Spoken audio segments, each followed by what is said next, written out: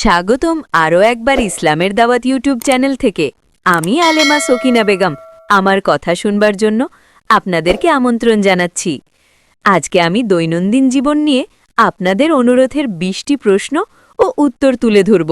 আশা করব আপনারা মনোযোগ সহকারে শুনবেন। যারা অধিক সময় স্ত্রীর সাথে সহবাস করতে চান ৪০ থেকে ৪৫ মিনিট, তাহলে এই ক্যাপসুল ও সিরাপটি নিতে পারেন।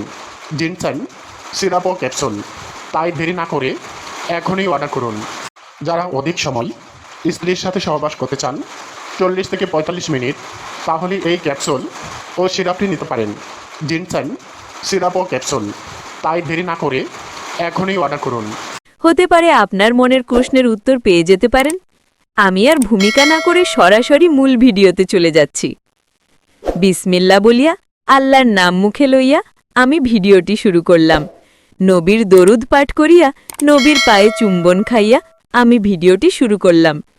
নবীর নামের মালা আমার গলায় পরিয়া, নবীর রওজার মাটি আমার শরীরে মাখিয়া, নবীর পায়ের ধুলি আমার চোখের সুরমা পরিয়া আমি এই ভিডিওটি শুরু করলাম। হে আল্লাহ, এই মুহূর্তে যারা আমার এই ভিডিওটি মনোযোগ সহকারী শেষ পর্যন্ত শুনবে, আপনি তাদের সারা জীবনের গুনাহ মাফ করে দিন। সকলেই কমেন্টে লিখি আমিন। যারা কমেন্টে আপনার নাম লিখবেন, আমি তাদের কমেন্টের উত্তর দিব। ১. চট্টগ্রাম থেকে কামাল মিয়া জানতে চেয়েছেন, লম্বা মেয়েদের স্বভাব সাধারণত কেমন হয় ইসলামিক দৃষ্টিতে? উত্তর: ইসলামে সৌন্দর্য বা উচ্চতা দিয়ে মানুষের গুণ নির্ধারিত হয় না। আল্লাহ তাআলা বলেন, নিশ্চয়ই আল্লাহ তোমাদের চেহারা বা দেহ নয়, তোমাদের অন্তর ও আমল দেখেন। সহিহ মুসলিম। অতএব লম্বা, খাটো, মোটা, পাতলা স্বভাব ভালো হবে যদি আল্লাভীতি ও নেক আমল থাকে। ২. বরিশাল থেকে আয়েশা খাতুন জানতে চেয়েছেন, নামাজে মনোযোগ আসে না, কি করলে মনোযোগী হওয়া যায়? উত্তর: নামাজের অর্থ বুঝে পড়া, দুনিয়াবি চিন্তা বাদ দিয়ে খুশু বা নম্রতা আনা, অজু ঠিকভাবে করা এবং একাগ্র মন রাখা দরকার। ৩. খুলনা থেকে রহিমউদ্দিন জানতে চেয়েছেন, রোজা রেখে রাগ করলে রোজা নষ্ট হয় কি? উত্তর: রোজা ভাঙে না, তবে রোজার সওয়াব কমে যায়।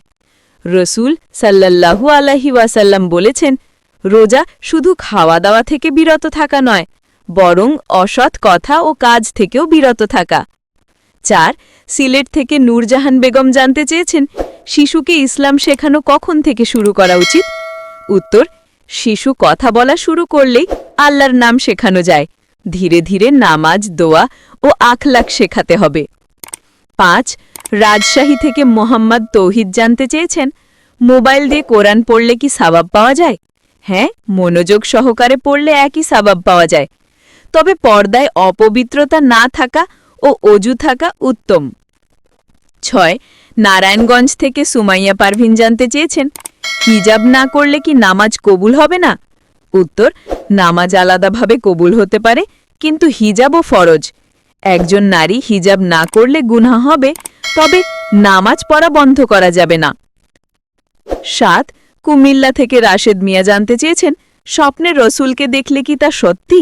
উত্তর: রসুল সাল্লাল্লাহু আলাইহি ওয়াসাল্লাম বলেছেন, যে আমাকে স্বপ্নে দেখে সে আমাকে সত্যিই দেখেছে, কারণ শয়তান আমার রূপ ধারণ করতে পারে না।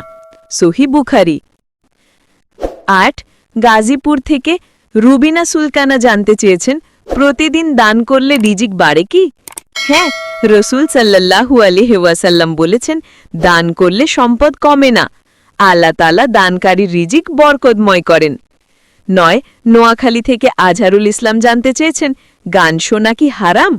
উত্তর: যে গান মানুষকে অশ্লীলতা, পাপ বা আল্লাহ থেকে দূরে নিয়ে যায় তা হারাম, তবে ইসলামিক নাশিদ যেখানে গুনহার কথা নেই তা শোনা বৈধ। ১০. ময়মনসিংহ থেকে সালমা আক্তার জানতে চেয়েছেন, খারাপ স্বপ্ন দেখলে কি করা উচিত? উত্তর: আল্লাহর কাছে আশ্রয় চাওয়া, ৩ বার বাম পাশে থুথু ফেলা শুকনোভাবে, কাউকে না বলা এবং আবার ঘুমিয়ে যাওয়া। ১১. টাঙ্গাইল থেকে আব্দুল করিম জানতে চেয়েছেন, বৃষ্টি নামলে কোন দোয়া পড়া ভালো? উত্তর: আল্লাহুম্মা সাইবান নাফিয়া, অর্থ: হে আল্লাহ, উপকারী বৃষ্টি দাও। ১২. রংপুর থেকে ফারজানা বেগম জানতে চেয়েছেন, মেয়ে যদি বেশি কথা বলে বা হাসে এটা কি খারাপ? উত্তর, না, তবে সীমার মধ্যে থাকা উচিত। অশ্লীল বা অহংকারপূর্ণ হাসি ইসলাম পছন্দ করে না। ১৩ ঢাকা থেকে হাসান মাহমুদ জানতে চেয়েছেন, মসজিদে জুতো রেখে গেলে বা হারিয়ে গেলে কি করা উচিত? উত্তর, রাগ না করে ধৈর্য ধরতে হবে। হারানো জিনিস নিয়ে অন্যকে দোষ দেওয়া উচিত নয়, আল্লাহর উপর ভরসা রাখতে হবে। ১৪ দিনাজপুর থেকে রাব্বি হোসেন জানতে চেয়েছেন, ফেসবুকে ইসলামিক পোস্ট দিলে কি সওয়াব হয়? উত্তর, যদি সত্য, নির্ভরযোগ্য ও উপকারী হয় তাহলে নিশ্চয়ই সওয়াব হয়, কারণ এটা দাওয়াতের একটা মাধ্যম।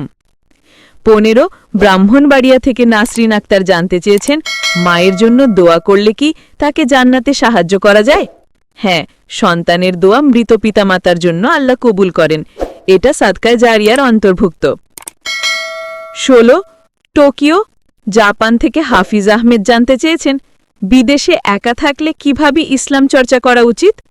উত্তর, সময় মতো নামাজ, কোরআন তেলাওয়াত ও হালাল উপার্জন বজায় রাখতে হবে। একাকিত্বেও আল্লাহর ভয় রাখতে হবে। ১৭ লন্ডন থেকে আরিফা রহমান জানতে চেয়েছেন, অফিসে পরপুরুষের সঙ্গে কাজ করলে কিভাবে পর্দা মানা যায়?